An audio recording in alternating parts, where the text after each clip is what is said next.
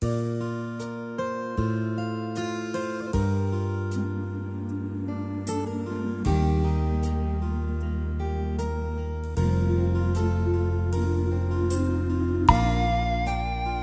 位观众啊，大家好，阿弥陀佛。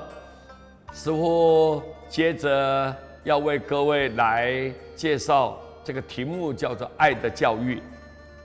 教育啊，提供给我们一个合适的环境，发展我们个人的思维，增加我们的知识，使个人呢有能力来追求人生的价值跟意义。教育也是给人明白道理嘛，懂得分别是非善恶的方法。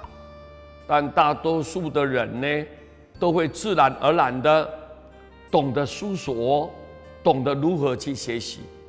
但有时候受到环境影响会有思想偏差的时候。这时候呢，我们应该要适时的给予正确的观念，这是相当重要。尤其是小孩子哈，我们更要注意了，否则我们将会导致他行为的偏差，到最后可能因此毁了一生了。曾经有一个大哲学家柏拉图，有一名亲戚的小孩啊，他犯了一个小错误，柏拉图呢就毫不留情的来责问他，训斥他。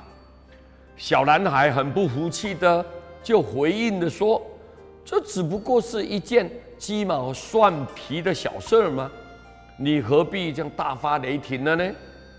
柏拉图就对他说了一个小故事，说在盛满了水的锅子里面呢，把它放入一条鱼，然后把水的温度以非常缓慢的速度慢慢增加。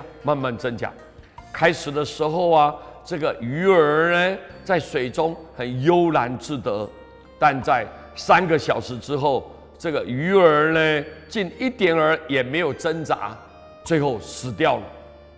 小孩低下头，柏拉图就继续说：“你经常这样做，那就不算是鸡毛蒜皮的小事了。不骂你，我们还担心你这样养成一个终身很受害的坏习惯。好的习惯能够终身受用，坏的习惯要终身受害。我们就像那条鱼，坏的习惯就像加温的水一样，累积越多，水温越高，终于就无药可救了。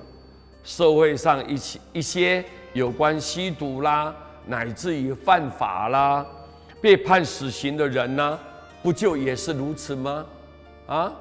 所以我们遵守规矩，不要以恶小而为之的观念是很重要。平常我们要多亲近善知识，多看有益身心的书，多能够培养好的习惯。我们也要学这个柏拉图的精神，适时的给予这种观念不正确的人一种机会教育，如此也算是对社会进化呢能够尽一份心力。这个观念很重要。谢谢大家，阿弥陀佛。